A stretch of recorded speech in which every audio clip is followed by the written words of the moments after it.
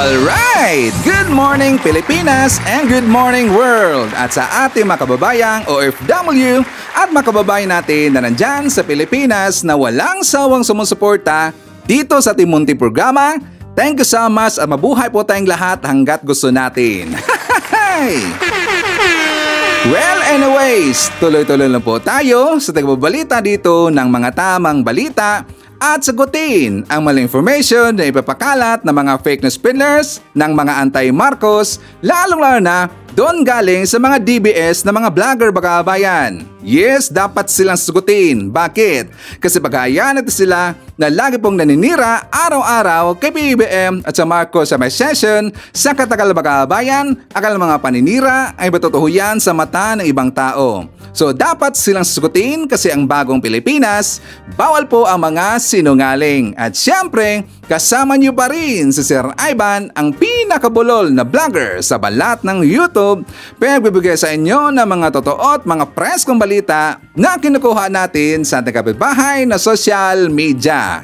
So magandang buhay sa ating lahat mga kabayan and a happy Friday sa ating lahat. Okay, so before tayo mag-start mga kabayan, well syempre, as usual, i-check muna natin ang mga nakapasok sa ating top 5 commenters doon sa ating last vlog. At nandito sa listahan, anong una po, si Ma'am Shane Sibal. Meron siyang 100 na mga comments. Sumabog si Ma'am Shane mga kabayan. Nandiyan po si Ma'am Nemi Hasigawa.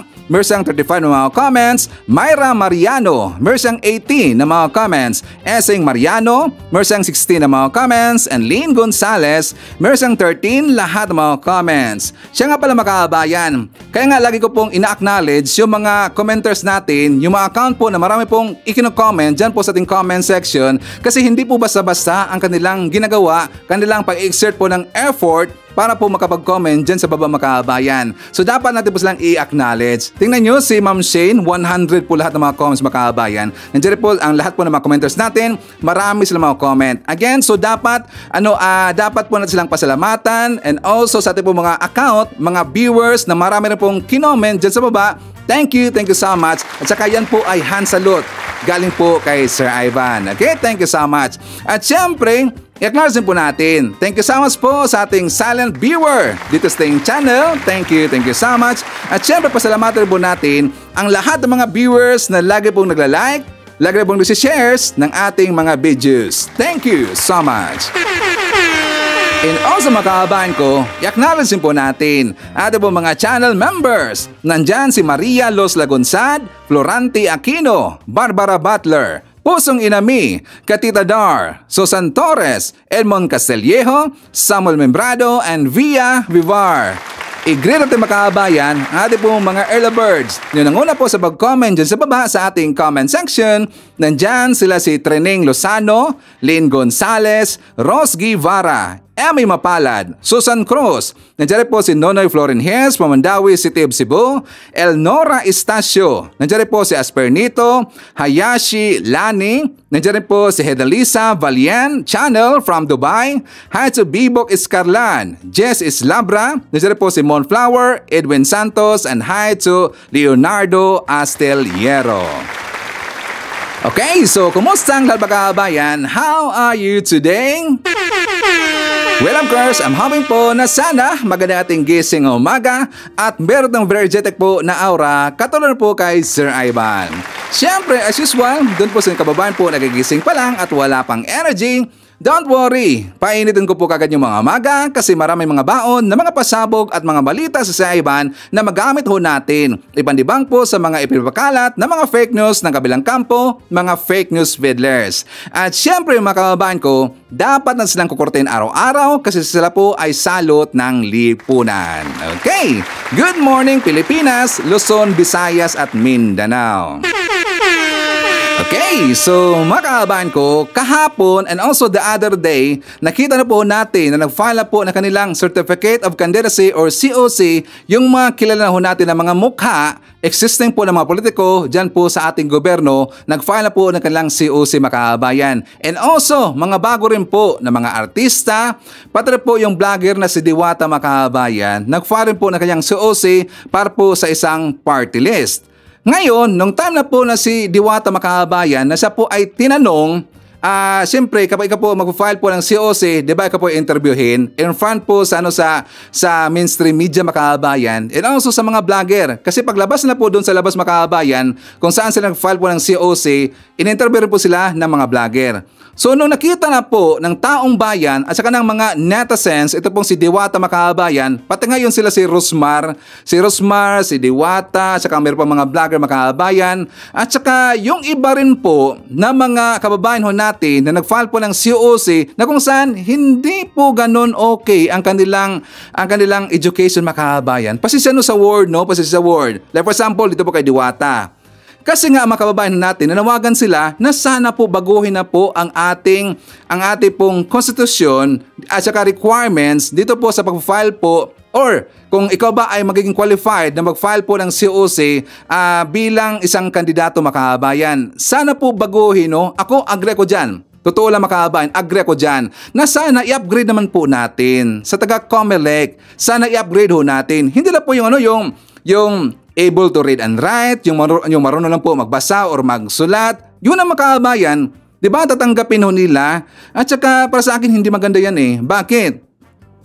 Kasi tayo makabayan, kapag tayo po mag-a-apply po ng trabaho, saan man ang mga private companies, dyan po sa Pilipinas or dito man sa ibang lugar makabayan, saan man po ng mga establishmento, ang taas po ng requirements makabayan, correct if I'm wrong. Kaya dyan po sa mga malls, di ba kapag dyan po sa malls mag-a-apply ka, dapat pleasing personality, dapat graduate ka ng ganito or high school graduate or college graduate.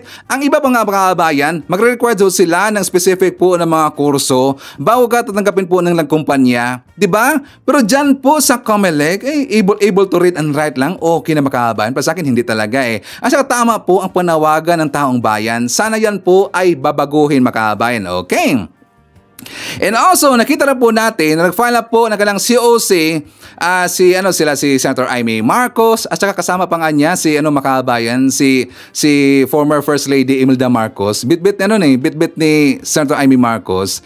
Talagang gamit na gamit po ni Amy makabayan si Ma'am Imelda. Talagang maraming hindi nagusto dito kay Amy. At saka instead na siya po ay i-praise makabayan. Nakita ko nga sa mga kahit saan po na mga platform na mga Facebook account kung saan nakapost po yung mukha po ni Senator Amy Marcos na hawak niya ang kanyang COC at kasama niya si Ma'am Imelda Marcos makabayan. Talagang nababas talaga pong nabas si Ma'am Amy Marcos.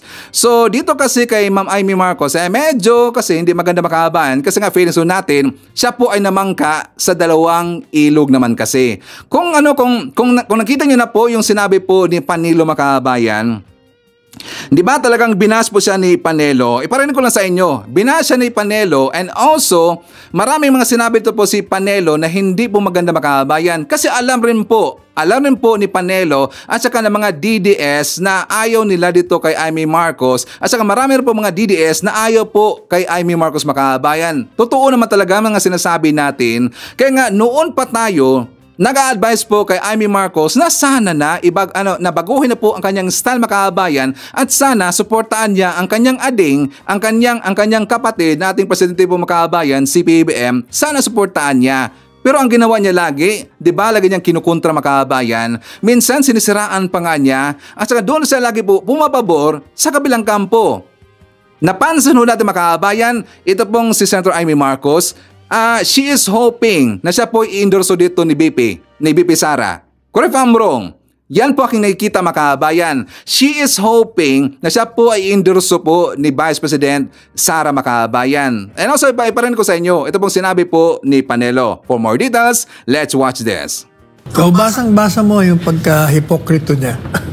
Nagpapanggap. Itong taong ito talagang namamangka ito sa dalawang ilog Pero mo, gusto niya makakuha ang boto ng mga Marcos. Gusto niya rin makakuha ang boto ng mga Duterte.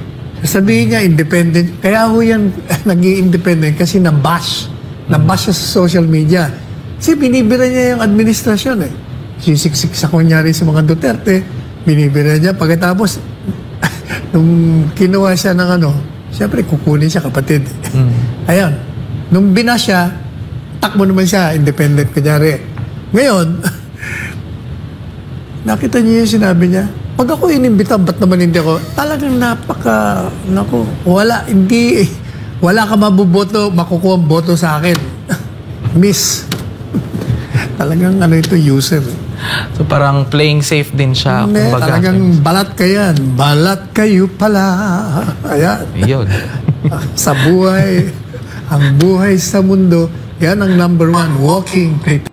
O, di ba, Senator Amy Marcos, kapag marinig mo itong sinabi po ni Panelo, kasi kapag itong si Panelo po ay magsasabi mga kabayan, majority po ng mga DDS susunod sa kanya. Di ba? Sabi po ni Panelo na wala siyang makukuha po na boto galing sa kanya, ito pong si Amy Marcos mga kabayan, malamang sa malamang, yan po ay susundin na mga DDS. Kasi feeling na mga kabayan, si Senator Amy Marcos, siya po ay true dyan. Para magiging true dyan po doon sa grupo po ng mga Duterte. Sana magising na po itong si Senator Amy Marcos makabayan. Tignan nyo, sana inisip niya na kahit siya po ay umalis po sa slate po ni PBBM, pero susuportahan pa rin po siya ni PBBM makabayan. Susuportahan pa rin po siya ni PBBM. At mismo po yung sinabi po ni PBBM makabayan. Diba? Sana doon pa lang po makapag-isip-isip na itong si Senator Amy Marcos. Okay makabayan, nakita rin po natin na nag-file na ito pong sila si Bongo, ito pong si Bato, pati po si Ipi Makabayan. At saka natawa ako doon kay Ipi Makabayan, doon pa lang po nag-file siya ng COC. And after that, interview siya ng mainstream media Makabayan. Nung interview na siya ng mainstream media, doon simplang siya sa kanyang plataforma Makabayan. Well, noon pa po, simplang talaga yan. Kasi nga doon po sa assembly po, sa National Assembly po ng PDP Laban Makabayan, ano ang una niyang sinabi? Tatakbo siya bilang senator kasi nga gusto niyang ibigay po kanyang sarili makabayan at saka handa-handa siyang mapagkamatay para lang po kay Digong makabayan, para lang kay Digong tatakbo siya para lang kay Digong makabayan. Nung in-interview na po siya ng mainstream media kahapon makabayan, 'di ba sabi niya, ang kanyang plataforma ay para po sa peace and order makabayan. Susuportahan daw niya yung programa daw ng ating kapulisan or ng ating gobyerno, yung existing programa po ng ating gobyerno, ng ating kapulisan na yung rehabilitasyon po ng mga adik o yung nalulung po sa drugas makabayan. Yun lang ang kanyang programa kapag maupo siya bilang senator makabayan. Doon pa lang po, simplang na itong si Ipi sa akin. At I believe also, karamihan po ng mamayang Pilipino na gumagamit po ng utak makabayan. Talagang simplang doon itong si Ipi. Bakit? Ang kanyang plataforma, existing na ho yan ng ating gobyerno makabayan. Magiging redundant ho yan. Diba? At saka programa rin po yan ni Bato makabayan. Kung ano yung programa po ni Bato, yun po ngayon, ginaya rin po ni Ipi makabayan. Yung style po ni Ipi, gusto niya magiging Digong 2.0 makabayan. Gusto niya po maging Digong 2.0. So sa mga kababayan ko na mga lauto pa rin po doon kay Ipi, mag-isip-isip naman po tayo. Sayang po ang ibang pangsildo dito kay Ipi kung sakali mang siya po ay mananalo makabayan. Sana makabayan ko, wala na pong PDP laban ang ipasok po dyan sa Senado. Kasi sila po ay mga salot makabayan. Wala silang magandang plataforma, wala sila talaga pong nagawa dyan po sa ating gobyerno ang mga PDP laban makabayan. Sana sa ating makababayan po dyan sa mga kabilang kampo, mag-isip-isip naman po tayo. Ilagay po natin po diretso sa inodoro makabayan ito pong mga PDP laban members. At saka ito pong si makabayan, ito pong si Ipi, medyo dismayado siya at saka nagalit nga siya doon po siya in-interview po sa mga vlogger po ng kabilang kampo makabayan kasi nga si Ipi hindi po nakapasok sa Magic 12. Hindi siya nakapasok makabayan sa Magic 12. So dito nakikita ho natin na hindi po malakas yung mga Duterte makabayan. Hindi talaga malakas po yung mga Duterte ngayon. Kasi ito pong nangyari ngayon dito po sa mangyayari na senatorial election makabayan, ito kasi ay testing. Magiging testing kasi ito sa grupo po ng mga Duterte. Bakit? Dito sila titingin kung malakas pa ba talaga yung mga Duterte makabayan before makapag-decide po itong si Sara Duterte na tatakbo bilang presidente po sa this coming 2028 po na presidential election makabayan. Titingnan niya muna yan. Si Sara ngayon hindi pa ho yan makapag-decide. Bakit? Sa dating kasi na midterm election makabayan, dyan niya titingnan kung talaga bang malakas pa ba ito pong mga Duterte. Diba? Correct ma? Sakto ba ating analysis makabayan? So dyan po kapag makapasok po yung mga PDP laban members, dyan na po makakaisip at saka mag-decide po itong si Sara na tatakbo siya bilang presidente po sa darating po na eleksyon 2010 mga kabayan. So yan po ay magiging testing po ng mga Duterte.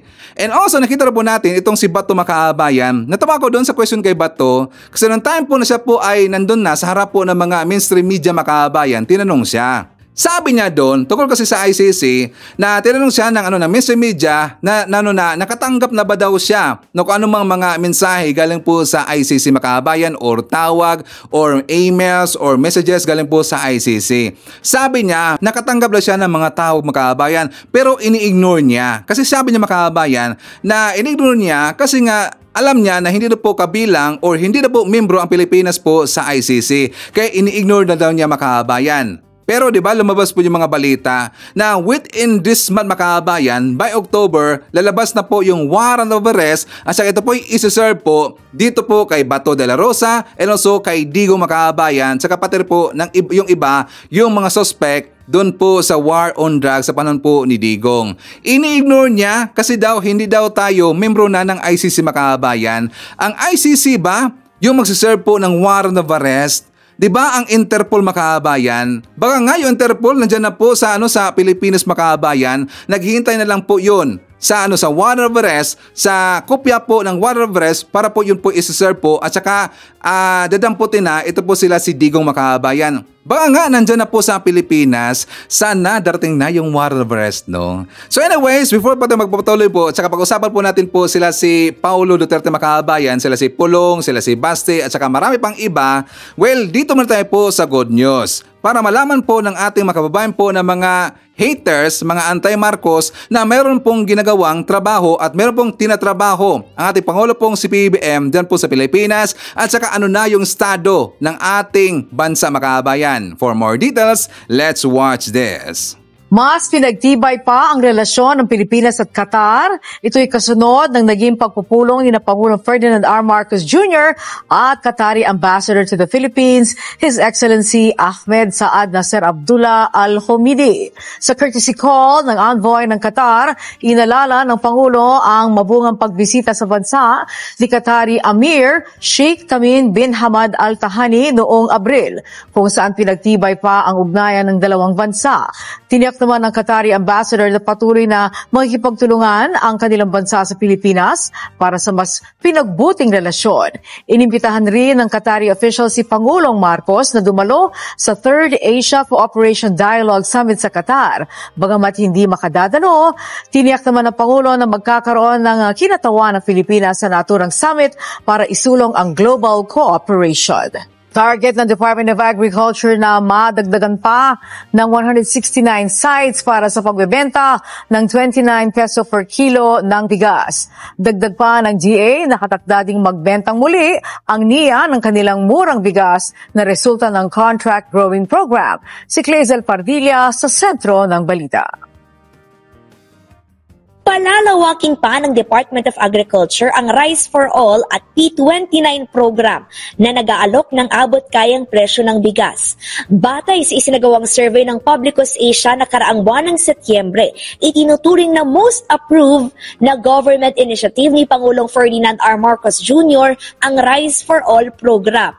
82% ng mga sumagot, suportado ang programa at sang-ayon sa layunin ni Pangulong Marcos Jr. na tiyakin ang pagkakaroon ng abot-kayang pagkain para sa mga Pilipino.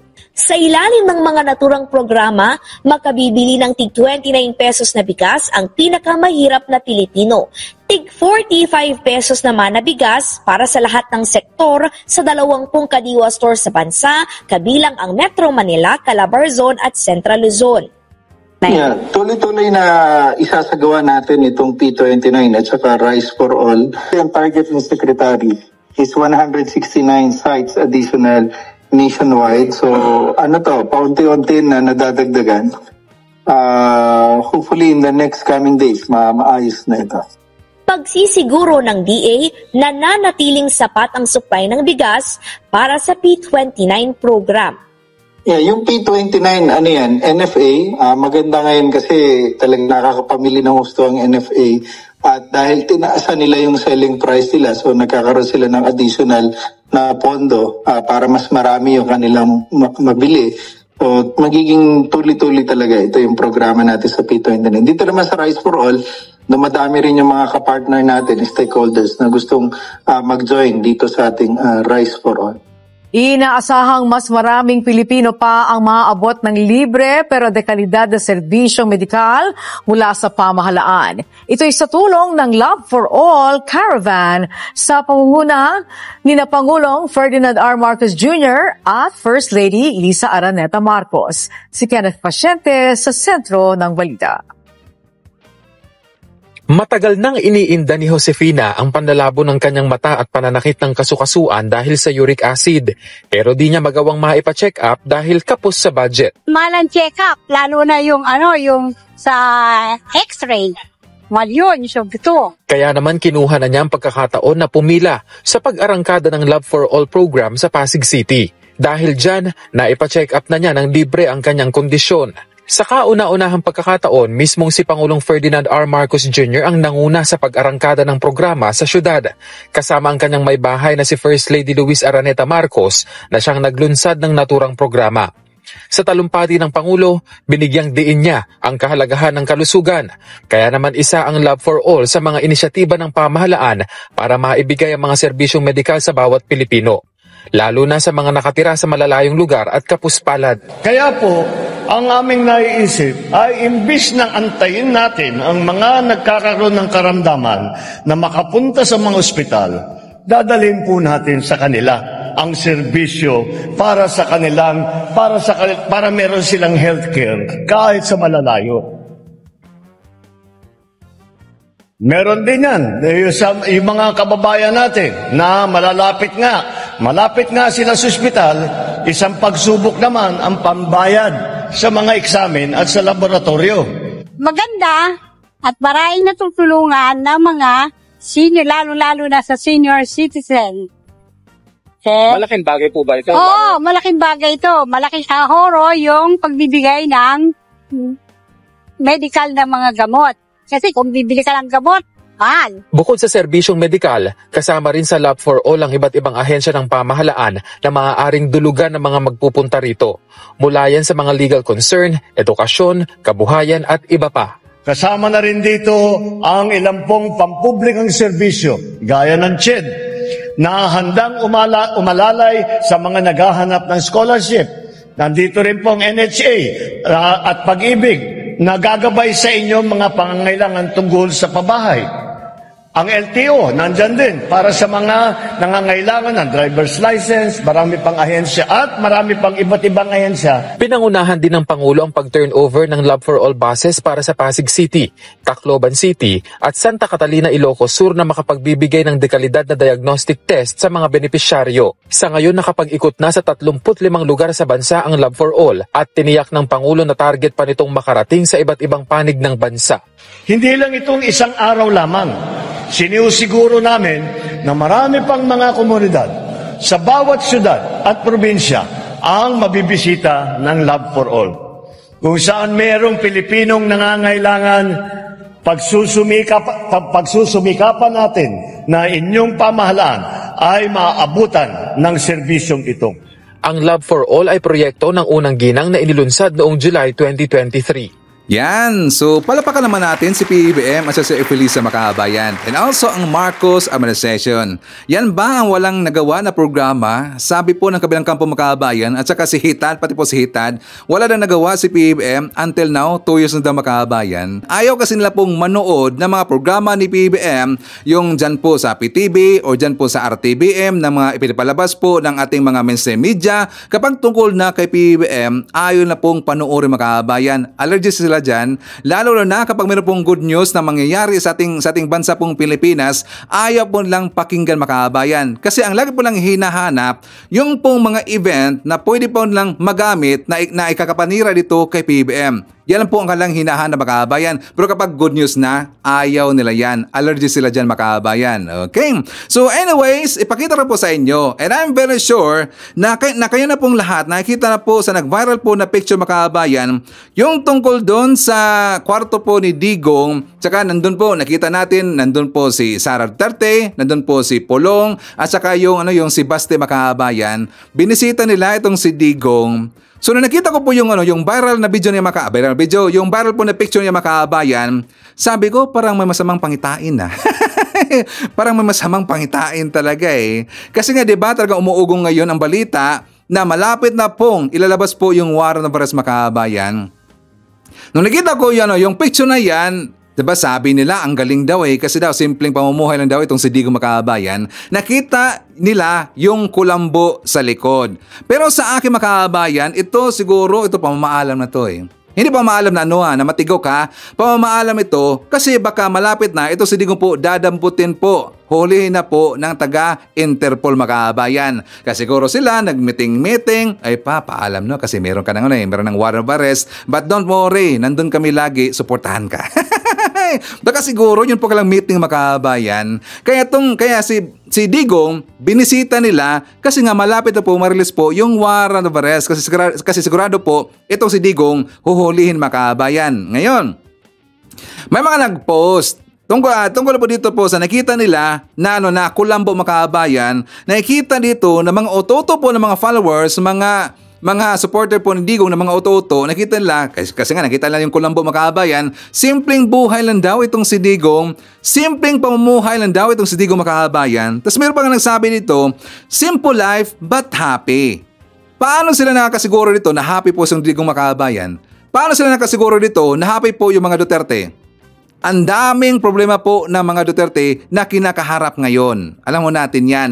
Paano na nasabi po na simple life but happy? Meron pa dito, ang Musketero Jud ang nagdala. Bida daw yung Musketero mga kababayan. Sabi dito, yes, Musketero is life.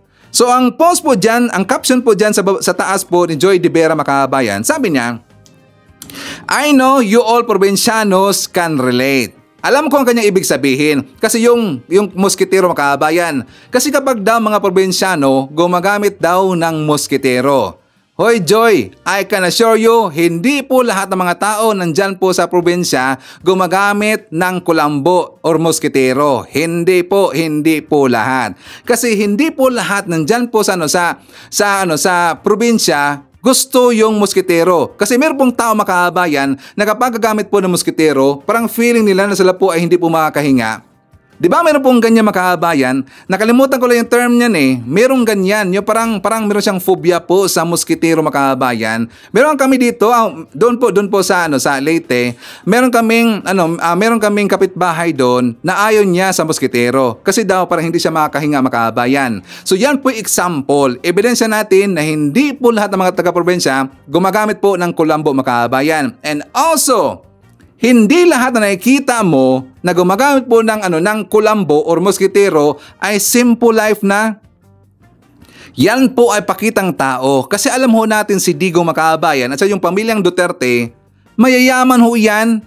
Mga nakamansyon ho niya mga kababayan. Yung mga nakikita nyo dyan sa picture po nila ni Digong, mapakita lang naman yan. Parang front act lang po niya mga kababayan. Para masabi dito po na mga nakikita po dito kay Digong sa pictures nila, na dyan po yung kulambo, kumakain doon sa mga karinderya, para tatawagin sila na simple life lang. Simpleng tao na daw si Digong at para po makuha ang simpatya ng mga iba po natin po na kababayan po na nandyan po sa mga laylayan mga kababayan, yung mga below average po ng mga kababayan natin para makuha po ang simpatya. Yan po ang ginagawa po at saka yan po ay tatak Duterte mga kababayan. Alam na ho natin yan kasi nasubukan na po itong si Digong na yan po ang kanyang style na pakitang tao lang na kung titingnan siya para siyang simpleng tao na po mga kababayan. Pero sa likod niyan, nakikita na ho natin ang kanilang totoong buhay at ang kanilang pong mga properties mga kababayan. The other day pa nga, di ba, ipinakita ko dito sa inyo ang video, nakita natin po yung bahay po ni Pulong na ang laki talaga mga kababayan. Ang laki, ang lawak, ang taas pa ng pader. Hindi makikita mga kababayan. Kung napansin niyo po, sinabi po ng taxi driver, Yung unang bahay po na nakita nila, doon po sa first na bahay po sa lugar po ni Pulong, mga kababayan, bahay ho yun ng mga bodyguard. Bahay pa lang po ng bodyguard, ang laki, mga kababayan. How much more ang bahay po ni Pulong? At saka ang haba pa po, mga siguro na sa mga 2 to 3 hectares yata yung, mga kababayan. Basta ang laki talaga ng bahay ni Pulong. Yan ba ang simpleng buhay? At saka tayo po'y nagtataka, ano ba talaga yung negosyo po ng mga Duterte, mga kababayan? Kung bakit sila nakaka-provide po ng ganun po na klase ng mga properties, mansion. Tsaka ang palusot dito po ni Digong, di ba sabi nila, ang negosyo daw ni Pulong, yun daw sa okay, mga kababayan. Okay, pero mayroong mga lumalabas po ng mga balita dahil daw sa smuggling, mga kababayan. Not just smuggling po sa mga goods, kundi sa drugas, mga kababayan. Baka dyan po na nakuha yung pera kung bakit sila nakakapagpatayo po na ganun po na klase at kalaki po ng mga properties. Or baka yung 51 billion pesos. And also ang confidential funds, mga kababayan. Nagtatanong lang po. Kasi yan ba ang simple life? Well, alam nyo, mga kababayan, bakit ko nasabi na hindi po lahat po ng mga tao gumagamit po ng moskitero or kulambo sa probinsya? For example, sa amin pong bahay, mga kababayan, hindi po talagang masabi ko dito na wala po or hindi ko napansin yung mga mosquito sa aming bahay, mga kababayan. Hindi ko talaga napansin kasi nga kapag ako po matulog, pati po yung pamilya ko, na even though naka-on po yung aircon, mga kababayan, well, wala po kaming kulambo. Kahit open ho yung door, mga kababayan, wala pong mosquito. Bakit? Ito po siguro epekto yung ginagawa po ng aking papa, yung papa po ng aking asawa, mga kababayan. Every day, before midnight, before po, mag 6 o'clock in the evening, mga kababayan, meron siyang ginagawa dun sa labas namin, sa may Lagwerta. Na for example, siyempre sa probinsya, mahilig kasi tayo po magsilig-silig, mga kababayan, yung maglinis po sa ating bakuran, sa yung mga patay po na mga patay ng dahon sa puno, or yung mga bermuda, or yung naman na makikita natin, mga kababayan, na pwede pong susunogin na hindi po nakasira po sa ating environment, yung mga nature lang po, di ba, binubundok natin yan, tapos sinisindihan natin, mga kababayan, sinusunog. Pero meron pong nilalagay ang papa po ng aking asawa, mga kababayan. Sabi niya, epektibo daw yung lemongrass, mga kababayan. Ano ba sa Tagalog yung lemongrass? Tanglad yata, yung tanglad, mga kababayan. Sinasabay ho yan doon sa mga sinusunog po na mga patay ng dahon, mga kababayan. Yan po nilalagay doon. At napansin natin, parang epektibo talaga Walang lamok, mga kababayan. Sa probinsya yun Kapag probinsya, alam mo natin, marami rin pong lamok, mga kababayan. Lalo na kapag wala na po yung sun. Diyan po naglalabasan po yung mga lamok. Pero pag gabi na, mga kababayan, until po na kami ang matutulog, wala talaga pong lamok. Siguro epektibo po yung lemongrass. Sa tingin ko lang parang epektibo po yung lemongrass, mga kababayan, na sinusunog. Siguro ayaw po ng fume, ayaw po ng lamok, ng fume po ng lemongrass, mga kababayan. Kaya sila po'y nag-alisan. Pwede nyo pong gayahin. So dito po sinabi po ni Joy De Vera, I know you all daw. Sabi niya all daw I know you all probinsyados can relate. Hindi lahat gumagamit, Joy. Hindi lahat ng mga probinsyano gumagamit po ng kulambo or moskitero. Okay? So, mga kababayan ko, nakita na po natin. Hindi pa natin nakikita po ito pong si Pulong at saka si Baste na nag-file na po sila na kailang COC, mga kababayan. Hindi pa po natin nakikita. Nakita po natin, di ba, napunta doon si Pulong sa Comelec, mga kababayan, kasi sinamahan niya ang kanyang anak, kapareho po ng pangalan po ni Digong, mga kababayan, pero the second. Ang pangalan po ng kanyang anak, Rodrigo Rigo Duterte II. Magiging Digong the second, mga kababayan. So ang posisyon po na tinatakbuhan niya is konsehal doon po sa Davao City, mga kababayan. Ngayon, meron pong ugong-ugong na ang tatakbo rin po ng bilang mayor dyan po sa Davao, mga kababayan, si Atty. Migs daw, si Migs Nograles. Well, hindi pa tayo sure kasi hindi pa natin nakita po itong si Migs na nag-file po ng kanyang COC, mga kababayan. Pero yan na po ngayon ang umuugong. Ito daw si Representative Atty. Migs Nograles. Siya dito, tatakbo siya bilang mayor doon po sa Davao City at kukontrahin niya yung Duterte, mga kababayan.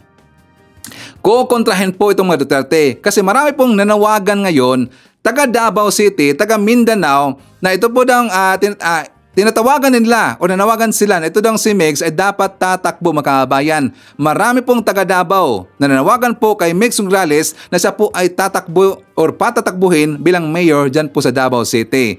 Malamang sa malamang, marami na pong ayaw dito sa mga Duterte mga kabayan.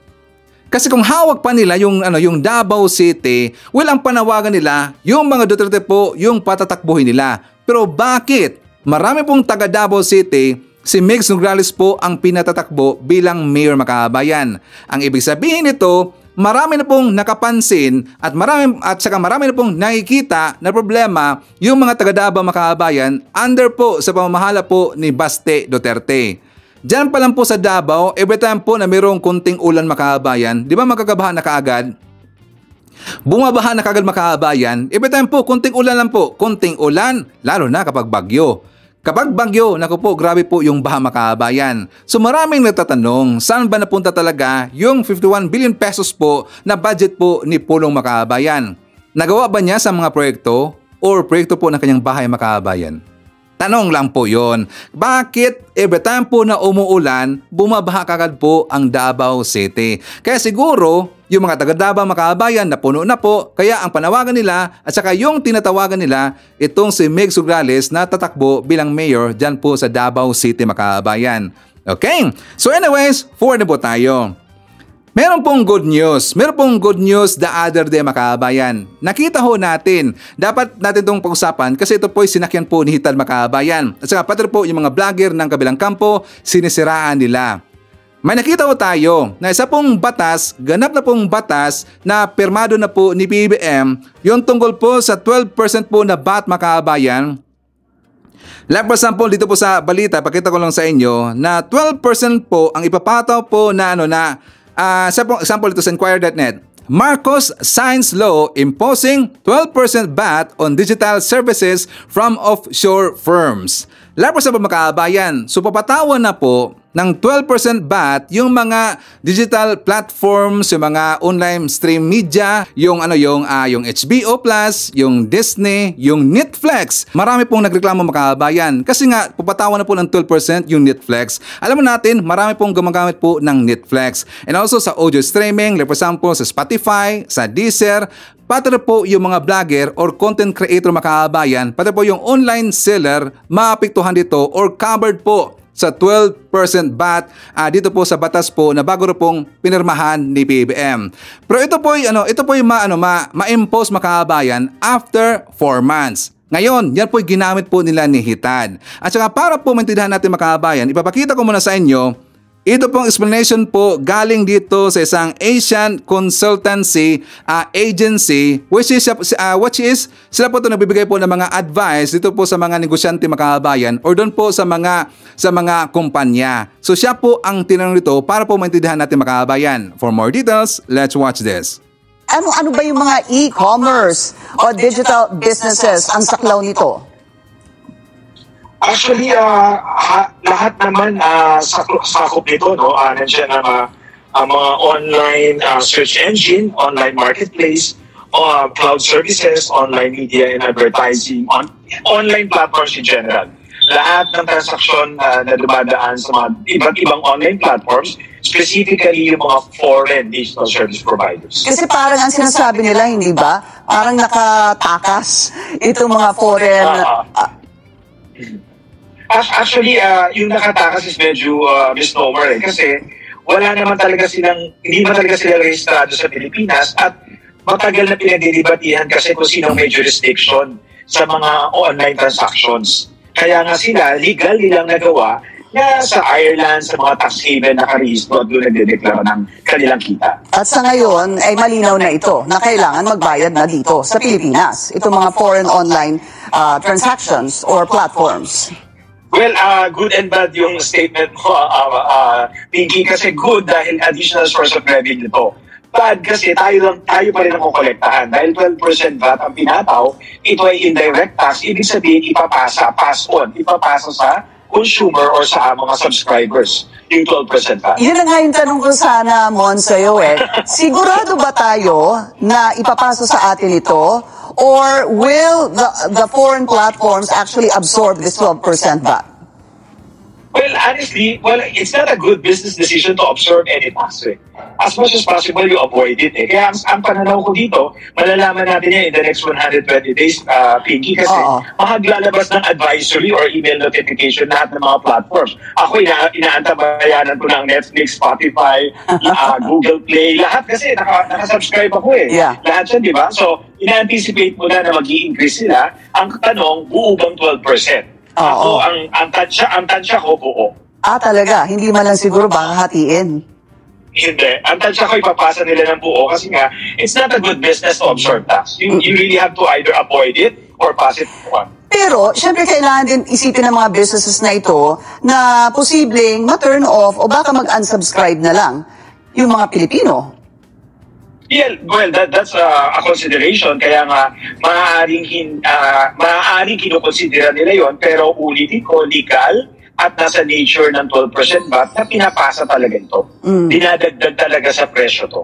Nagkataon lang na dati hindi sila saklaw o hindi sila pinatawa ng 12% VAT. Ngayon, sa visa nitong bagong Republic Act, sinasabi talaga na kayong mga foreign digital service providers, pag-rehistro kayo dito sa Pilipinas, mag-issue kayo ng invoice at magbayad kayo ng 12% VAT. Yun ang sinasabi ng bagong batas.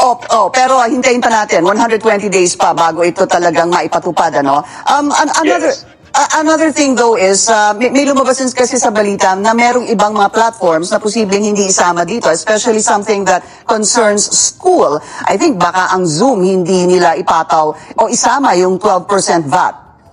Actually, it is specific to educational services, mga online courses, online webinars, and training. So, if it is used for business or general public, saklaw siya kasi dapat exclusive for educational services lang, yung hindi papatawan ng 12% VAT. Parang libro. Yung mga textbook natin, hindi siya subject sa 12% VAT. So, Mon, bukod dun sa sinasabing 80 to 145 billion pesos na posibleng ma-generate sa pagpapatupad ng batas na ito mula 2025, maybe up to 2028, siguro explain, paliwanag mo na lang sa amin paano makikinabang ang ekonomiya at yung mga consumer na rin.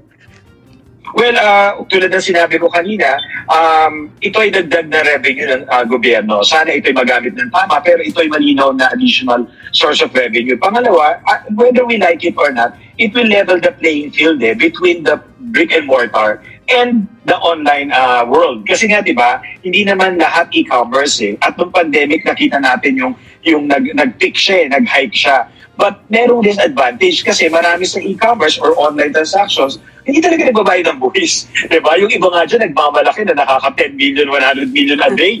Samantalang yung mga maliliit na tindahan or grocery, ang laki ng puhunan nila, nagre-renta sila, nagbabayad sila ng tax. Kaya I think it will level the playing field. Ang unintended consequence, dahil 12% VAT, indirect yung pinasa natin, pwede talagang ipasa sa consumer. Tataas ang presyo, ang subscription fees, hindi lang yan posibilidad. Yan talaga ay dapat i-anticipate na natin. Huwag natin i-sugarcoat. Yan talaga dapat paghandaan na natin. Okay, so para sa akin mga kababayan, walang problema ho yan. As long as makatulong po sa ating bansang Pilipinas. Diba sabi po ni PBBM, itong batas na to ay makaka-generate po ng revenue from probably na sa mga 109 billion pesos mga kababayan pataas o baka aabot pa po ng 125 billion pesos. Malaki ho yun. Malaking tulong ho yun sa ating bansa mga kababayan. So ang revenue na yun, gagamitin ho yun sa pagpatayo po ng mga eskwelahan, ng mga rural health centers at saka sa pagpapaayos po ng mga daan, yung mga road mga kababayan. Doon po gagamitin. Ngayon, maraming nagrereklamo. Sino yung mga kababayan? Siyempre, yung mga vlogger po ng kabilang kampo kasi nga, pati rin po yung mga vlogger, maapektuhan rin po. Papatawan rin po ng 12% po na VAT mga kababayan. Para sa akin, walang problema ho yan. Ulitin ko lang po, as long as makatulong po sa bansa natin, no problem ho yan kay Sir Ivan. Pero big deal ho yan sa kabilang kampo mga kababayan. Like for example, dito po kay Hitad. But before that, share natin. Nandyan po si Free Bronyula, hi to Flaviana Abila, Lucrecia Candido, isata rin po natin si Ninita Botial from Imus Cavite. Kasama rin po natin si Rosa Evangelista, Welma Jimenez Paulo. Nandiyan po si Elaine Navarro, Chit Kines, Idong Alvaro, hi to Jess Subtor from Calamba, Laguna, and hi to Sports Shinobi from South Korea. Okay, so pag-usapan natin po itong si Hitad mga kabayan kasi sinakyan niya. Sinakyan niya at saka talagang sinisiraan dito po ito pong batas na to at saka sabi niya dito daw sa mga content creators, sa mga vlogger daw dapat na mag-speak up na at saka nakita niyo ba daw na meron pong nagawa sa bansa natin si PBM? Yun po ang ginagamit niya na paninira ito mga kabayan. Ginagamit niya yung mga content creator para po magalit dito kay PBM. And also, ginamit po niya yung mga dilawan o yung mga pink clown mga kabayan. For more details, let's watch this. Ang laki! 109 billion. Tandaan ninyo, 2 years na si Bangag. May nakita ba kayo sa inyo mga tax payments? When I say may nakita ba kayong mga progreso ng gobyerno? Ano yung pinapakita ng mga progreso? Yung proyekto ni Duterte. Walang pinagkaiba. Okay? Walang pinagkaiba. Teka lang, doon pa lang, sabi niya mga kabayan, ang pinagpakita daw ni PBM na progreso po na proyekto, project daw ni Digong mga kabayan, project daw ni Digong, alam ko po kung ano po ang kanyang ibig sabihin. Yung pong sa Panguil Bay Bridge mga kabayan. Kasi nga kahapon na vlog po ito ni Hitad, yung tungkol po sa Panguil Bay Bridge. So yun po ang kanyang ibig sabihin na daw ang progreso daw na proyekto po na ginamit doon ni PBM at saka gin-credit grab mga kabayan, yun daw ang Panguil Bridge. Ilang beses na o yan na explain na hindi po yung inangkin po ni BBM. Kasi alam po ng mga Marcos supporter na yan po ang proyekto na yun kay Pinoy pa po, hindi yun kay Digong. So wala pong inangkin si PBM. And also take note, Hitad. Ilan lang ba ang nagawa po na proyekto po ni Digong? Out of 119 makabayan, 12 lang po or I think 12 lang po ang mga nagawa po ni Digong. Marami siyang mga proyekto. Pero puro lang po plano makabayan. Puro lang plano itong si Digong pero ang nagawa niya na sa kanyang plano or projects 12 lang po, Hitad. Okay? Patuloy tayo. Pinagkaiba dun sa mga nakaraang administrasyon na si Bangag ay inaako yung mga proyektong hindi sa kanya. At ibibintang kay Duterte yung mga pangit na ginawa nila. And now, sabi ko nga, you have to be very careful dahil nasa gobyerno.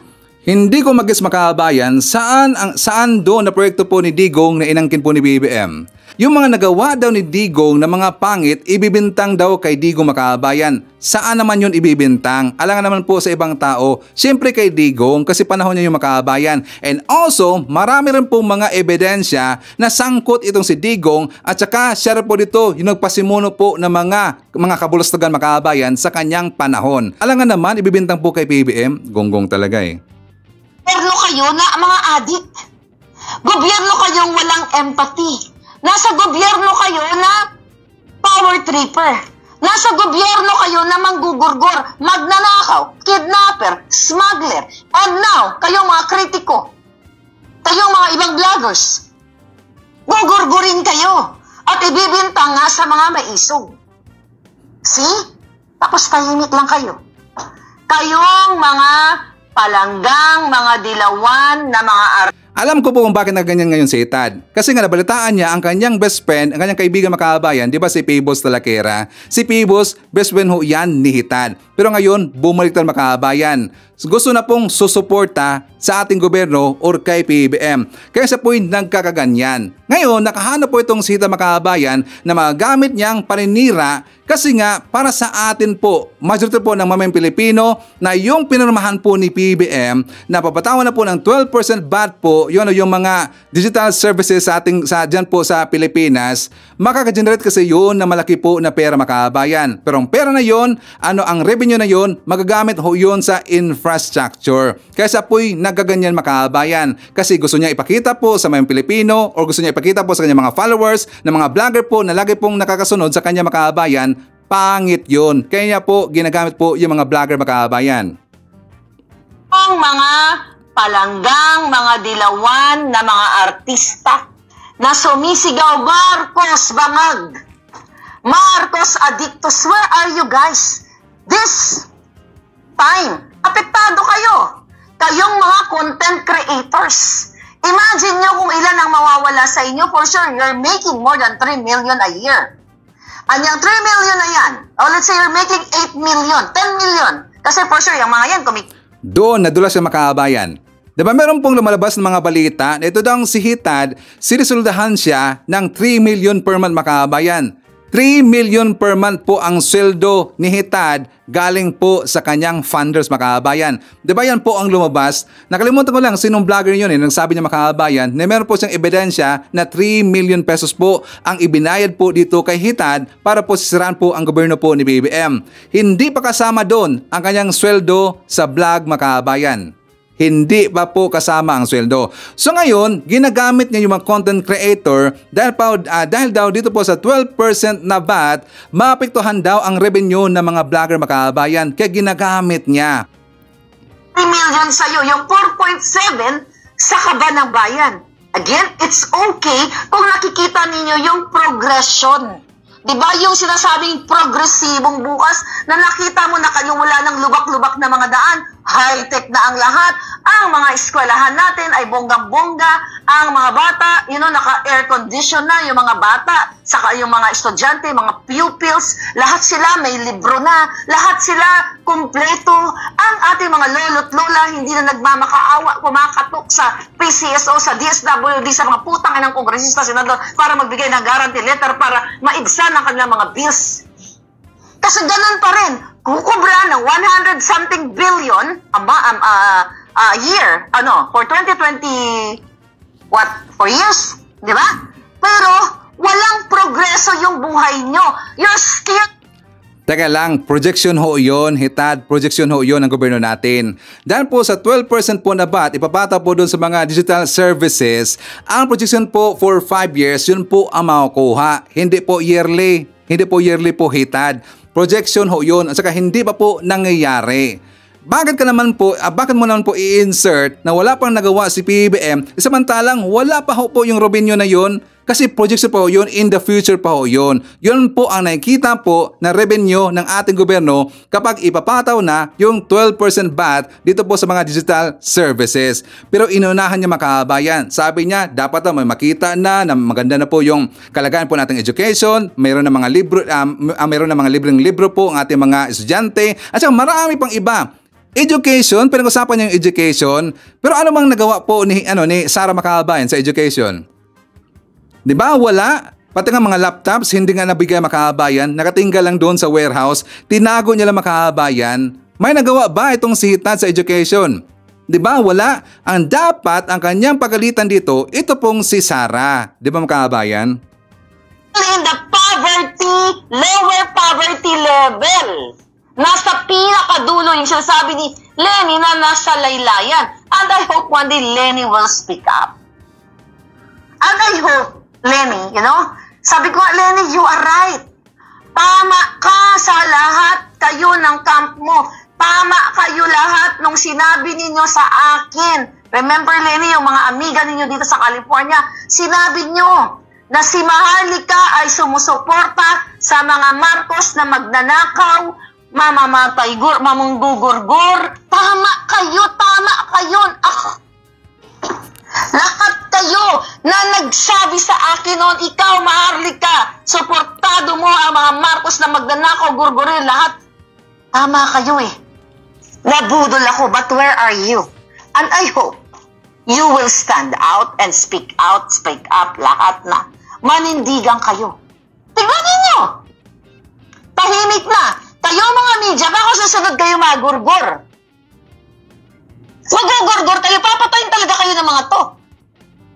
But of course, magalingan na lang kayo ng laro. Napansin nyo, ang mga media ngayon, pag nagtasagot, pag nagtatanong, para kayo mga takot na takot. Ay, ano po, sir, Mr. President? Noong panahon ni Duterte, di ba ang angas nyo? Mr. President. And that's about it.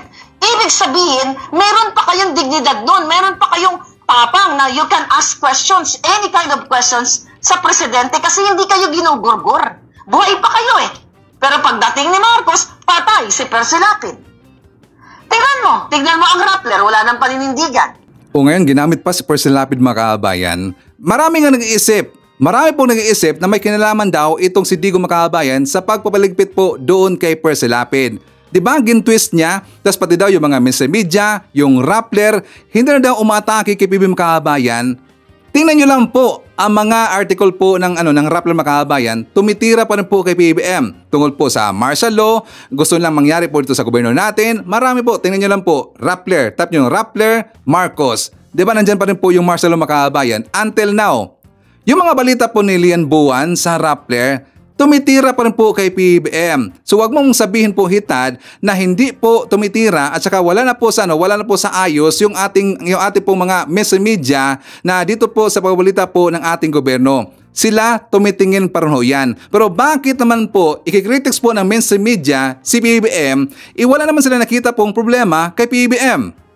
Mismo nga sinabi po yan ni Digong Makabayan na walang problema po kay PBBM. Yan po ang nakita ng mainstream media. Bakit naman po nila ikikritics? Nakita ko nga ang linyahan po ni Hitad ngayon, the same po na linyahan po kay Harry Roque Makabayan. Di ba nanawagan sila sa mga dilawan sa mga pinklawan? Bakit naman po sila mananawagan po at bakit kailangan po nila ng suporta ng pinklawan at saka ng mga dilawan Makabayan? Di ba sinabi po ng mga vlogger po ni Digong, ng mga critics po ni PBBM, mga anti-Marcos na 32 million daw ang boto lahat po ni Sara Makabayan. Bakit kailangan pa nila ng suporta po ng mga pinklawan? Di ba? Ang ibig sabihin, yung 32 million po na boto ni Sara Makabayan, mix kasi yun. Mix yun. Mas marami kasi doon ang Marcos Makabayan. Ibinoto lang po itong si Sara Duterte kasi nga katikit siya, kasama siya sa line-up po ni PBBM. Dinala siya ni PBBM Makabayan. Kaya umabot po ang boto ni Sara ng 32 million. So dahil po alam rin po ng mga Duterte na hindi totoo po na solido 32 million po ang boto ni Sara Makabayan, kundi mas marami doon ang mga Marcos. Kaya kailangan na po nila ng suporta ng pinklawan at saka yung mga dilawan. Kasi alam nila, naramdaman na po nila na sila po ay tagilid ng Makabayan. Marami na pong nag-alisan sa grupo po ng mga DDS, marami na pong mga supporter po ng mga DDS na nagbaliktara na po ngayon. Bakit naman sila susuporta Makabayan? Unang-una, ayaw po na mapinklawan sa mga DDS. Kaya andito po sa panawagan po ni Hita Makabayan, kinulat niya si Atty. Leni Robredo, mahirap yan, suntok sa buwan yan. Kasi ayaw po ng mga pinklawan, ayaw po ng mga dilawan supporters na susuportan po yung mga DDS. Correct ba, Ambrong? Manigas kahitad. Anyways, nandiyan rin po si Agapi Jan Lagon. Hi to Jemson, Jemboy, Jeriel, and Regine of Mandawi, Cebu. Greetings from Rodolfo Randarabor of Dansa, Cavite. Nandiyan rin po si John Wick. And hi to Emmy Griffil. Hi to Evangeline Atienza, Garisa. Nandiyan rin po si Amna. At saka hi daw kay Sir Arif na nandyan sa Dubai. Hi to Ashen, Evelyn Garcia, and Joyful Pinay. Isa-share po natin. Kasama rin po natin si May Dunes, Victor Robin, Wing Salvatierra, Elsa Sabuco, Jeronimo Singgian. Hi to Emma Valdez, IVV Alonso, Otilo Lem Diesto, Nonsky Pasamonte. Nandiyan po si William Steven Verdogo, Leslie Cabrera, Ju Elec, Buboy Elmido Costin Sadugyo, Gorgunya Angala, Caroline Campos, Elvier Shemezo. Hi to Rubin Basinga Salindong, Nida H. Haka, Ging Liwanag Macreading, Mary Red. Hi to Ricky Bellatres, Apple Nash, Elsa Hoffman, Alicia Leak, and hi to Saldi Tieza. Okay, so mga kabayan ko, thank you so much sa ating mga viewers na nag-comment just baba sa ating comment section na hindi ko na shout out. Hopefully po sa ating next vlog, ma-shout ko na po kayong lahat mga kabayan. So anyways, yan po ating manakalap na mga balitang ngayong araw. Kung nakaabot ka po sa portion na to, sana nakapag-like na ho tayo. Libre po ang mag-share, libre din ang mag-subscribe. Again, maraming salamat sa mga viewers na hindi nag-skip ng ating mga commercials. Thank you so much. At before natin tatapusin ating programa ngayong araw, sana sabayan nyo si Sir Ivan para sa ating live messaging prayer. Panginoong Hesus, dalangin ko po na palakasin mo ang aking pananampalataya ngayon dahil kung minsan gusto kong sumuko kapag mahirap ang mga bagay. Panginoong Hesus, ipanagdarasal ko po ang iyong mapagmahal na kaaliwan ngayon dahil minsan nawawalan po ako ng pag-asa kapag binigo ako ng iba. Panginoong Hesus, hinahanap ko po ang iyong liwanag ngayon upang gabayan po ang aking mga hakbang dahil minsan po naliligaw ako kapag ang buhay ay magulo at mahirap. Panginoon, tulungan mo pong buuin ang mga nasira, punasan ang aking luha at magsimulang muli. Dahil kapag nagtiwala po ako sa iyo na iligtas ako, lahat ay magiging posible. Idinadalangin ko ito sa pangalan nating Panginoong Jesucristo. Amen. So maraming salamat mga kabayan, and I hope to see you again on my next video. Rocking around the Christmas tree at the Christmas party hop. Mistletoe hung where you can see every couple wants to stop. Rocking around the Christmas tree, let the Christmas spirit ring. Later we'll have some pumpkin pie.